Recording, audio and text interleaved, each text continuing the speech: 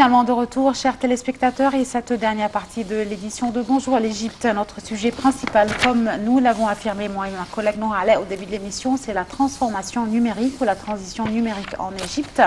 Les efforts déployés par la direction politique, par l'État égyptien également, en faveur de cette transition et la renaissance que connaît donc ce département en Égypte. Et qui également coïncide, comme je l'ai cité au début de l'émission, avec aussi cette transition pour que l'Égypte soit, transition numérique, pour que l'Égypte soit un centre régional d'intelligence artificielle et de technologie également avancée. Nous avons le plaisir d'avoir avec nous en ligne l'ingénieur Hicham Al-Alayli, ancien directeur de l'autorité des télécommunications, qui va nous parler donc du plan adopté par l'État en ce sens. L'ingénieur Hicham Al-Alayli, bonjour, vous m'entendez ? Oui, bonjour. Monsieur Hicham, parlez-nous, s'il vous plaît, de l'importance de l'adoption d'une telle transition d'un plan national ou cette stratégie nationale en faveur de cette transformation numérique ou digitale, comme on l'appelle en Égypte.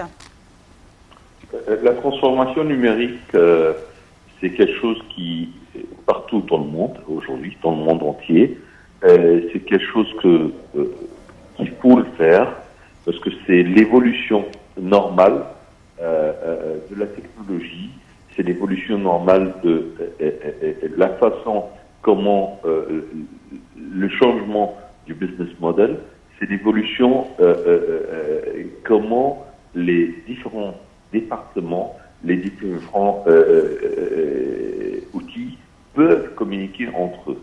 Oui. Donc, nous rentrons dans une phase très importante, surtout avec le 5G, dont tous les outils communiquent entre eux. On aura à peu près, comme j'ai toujours dit, dans 10-15 ans, à peu près plus que 70 milliards des équipements ou des outils qui communiquent entre eux. Donc, avec ça, il faut qu'on se prépare, il faut qu'on se prépare d'une manière sérieuse, et la transformation numérique, c'est pas uniquement automatiser les choses ou les processus, c'est revoir tout le business model, revoir le processus, et après ça, effectivement, faire l'automatisation nécessaire. Oui, mais est-ce que les institutions égyptiennes, Monsieur Hicham, ont-elles vraiment mis en place ou appliqué ou se sont mises sur les rails pour l'adoption de cette transition numérique? La plupart des institutions ou les plus grandes institutions en Égypte? Je pense que, pour répondre à votre question, d'une manière très très claire, pas tous les institutions. Je pense qu'on a commencé à mettre les choses en place, et aujourd'hui même l'inauguration du salon du transport intelligent, avec aussi la conférence de ICT, c'est un témoin que c'est la transformation numérique, ça concerne tout le monde, tous les secteurs et tous les départements et tous les ministres. C'est pas uniquement le ministre de CIT. Non, c'est tous les départements, etc. Donc, on commence à voir effectivement une certaine sensibilisation pour la transformation numérique, mais je pense qu'il faut faire de plus en plus. Il faut mettre une entité en place qui sera responsable comme une autorité pour régulariser tous les services numériques dans le pays.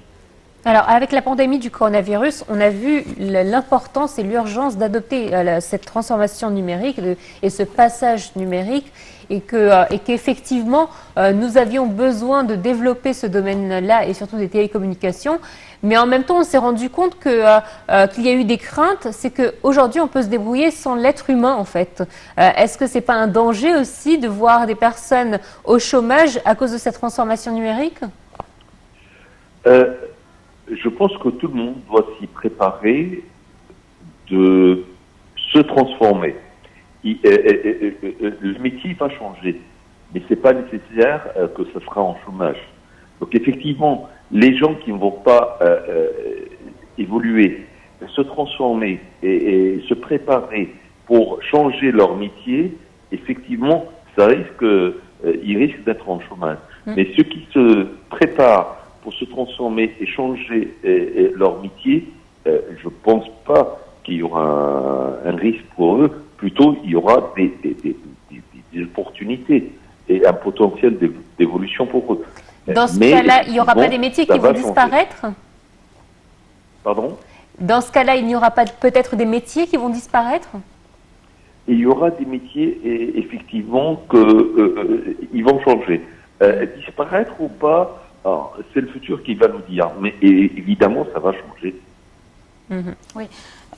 Monsieur Hegem, on a également hier témoigné de l'inauguration de la 3e édition du salon et de la conférence sur le transport intelligent en Égypte, ou le transport intelligence artificielle en Égypte. Cette 3e édition, c'est un salon et une conférence aussi bien locale que régionale qu'internationale, avec la présence de plusieurs ministres étrangers. Et on a beaucoup lu en fait sur cette 3e édition, mais en revanche, on lit beaucoup et on croise beaucoup d'articles. Quel serait l'avenir des entreprises après cette transformation digitale, ou ce transport digital, comme on l'appelle, ou ce transport intelligent? Beaucoup d'entreprises ont beaucoup de craintes et de doutes. De nouveau, des doutes, tout le monde, c'est un peu une réaction humaine, tout le monde craint le changement. C'est un peu une réaction humaine. Mais les entrepreneurs, des gens qui sont vraiment des entrepreneurs, ils voient ça plutôt une opportunité, et pas une crainte ni une menace. C'est une opportunité pour de nouveaux services, de nouvelles champs de revenus, et d'avoir une meilleure vie, une vie plus saine, plus facile, et obtenir les services sans faire beaucoup d'efforts. Aujourd'hui, ou hier, pour aller renouveler votre permis de conduire ou quelque chose comme ça, ça prend beaucoup de temps. Demain ou aujourd'hui, vous pouvez le faire de chez vous à distance. Alors, Monsieur Hegem, j'ai envie que vous précisiez aussi à nos téléspectateurs que transformation numérique ne veut pas essentiellement dire que des robots vont envahir le pays comme on voit dans les films hollywoodiens. On parle d'un système, on parle de facilité, comme vous venez de le dire, par exemple pour les routines administratives. Donc, on n'est pas encore dans l'univers des robots. C'est clair. Et en fait, pour préciser cette question, je vous dis, la transformation numérique, c'est l'évolution technologique, etc., demande que tous les secteurs communiquent entre eux. Donc c'est quelque chose qui évolue d'une manière, une communication transversale au lieu des communications qui étaient en verticale. Chaque secteur était en verticale avec soi-même. Toute la différence que maintenant, les secteurs vont communiquer entre eux pour effectivement faciliter le service à l'être humain, aux citoyens, pour faciliter le service et avoir un service de bout en bout, d'une manière et une valeur ajoutée au bout de la chaîne. Tout ça, effectivement, permet de faire ce qu'on appelle la transformation numérique. C'est pas une question de robot. Et je refuse de lier la transformation numérique uniquement avec quelque chose de technique. C'est la transformation numérique, c'est premièrement, c'est le changement de culture, c'est le changement du processus et comment on va fonctionner ensemble. Et c'est pas uniquement une question de automatiser quelque chose. Non. Monsieur Hegem, en parallèle aussi, en dehors de l'Égypte, des déclarations de la part du président français Emmanuel Macron, qui avait affirmé en 2018, je me rappelle, qu'il voudrait faire de la France le leader mondial dans le domaine des nouvelles technologies de l'information également et de l'intelligence artificielle. Mais en ce sens, on est en 2020, fin 2020 aujourd'hui. Ça me prend encore une fois pour décider ou pour parler pour combien d'années pourrait-on prendre si la France avait affirmé ou fait une telle déclaration en 2018 alors qu'aujourd'hui on est en 2020 et rien n'a toujours pas été mis en place en France. Quand on regarde l'Égypte avec ses institutions étatiques et les compétences individuelles en Égypte également, et cette transition numérique, elle devrait s'étaler sur 5 ou d'ici jusqu'à 2030 par exemple? Oui, en fait, je pense que l'annonce du président Macron, je pense effectivement c'est un objectif avec le temps. Et si je ne me trompe pas, c'était en 2030 ou 2035, je ne me souviens plus exactement, mais il y avait une date pour cet objectif. Nous devons aussi, nous avons une stratégie pour l'évolution et Oui. le développement durable en 2030. Et nous devons, je pense, effectivement, être prêts et faire le nécessaire et pour mettre tout en place, pour qu'on soit prêt avec tout ce qui c'est évolution technologique,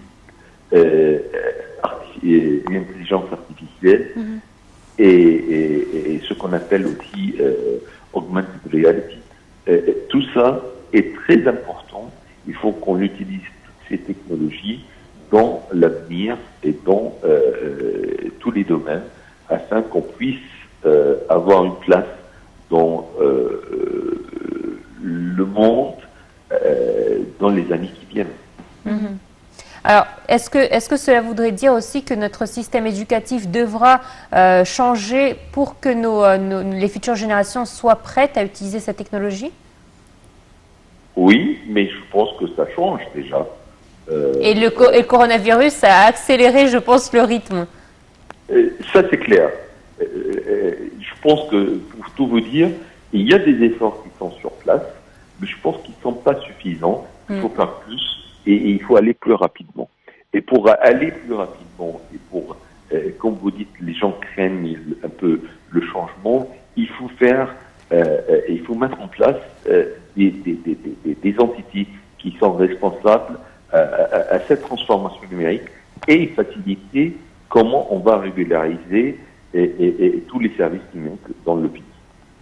Monsieur l'ingénieur, est-ce que vous pensez que cette transition ou transformation digitale en Égypte se fera graduellement ou au niveau national en même temps? Il y a des choses qu'il faut se faire graduellement, mais à un moment donné, il faut que ce soit au niveau national. Je pense qu'effectivement, il y a des projets et des projets pilotes, il faut les faire d'une manière graduelle. Après ça, une fois qu'on est sûr que ce qu'on met en place, et c'est ça ce qu'on veut, et c'est ça ce qu'il faut mettre en place, il faut que le mettre d'une manière nationale. Parce que, comme je vous ai dit, la transformation numérique, c'est pas vertical, c'est transversal. Donc, ça doit toucher tout le monde. Oui. Alors, et du point de vue économique, qu'est-ce que la transformation numérique va-t-elle nous apporter? Là, on a parlé de l'éducation, on a parlé de différents domaines. Même l'intelligence artificielle est présente dans le secteur de la santé. Côté économie, vous le disiez, elle va nous permettre d'économiser du temps au niveau de l'administration. J'imagine que pour les investisseurs étrangers, c'est une chose très importante. Tout d'abord, ça va accélérer la croissance. La transformation numérique, ça va permettre d'accélérer la croissance. Parce que, comme vous le dites, ça va nous faire gagner du temps.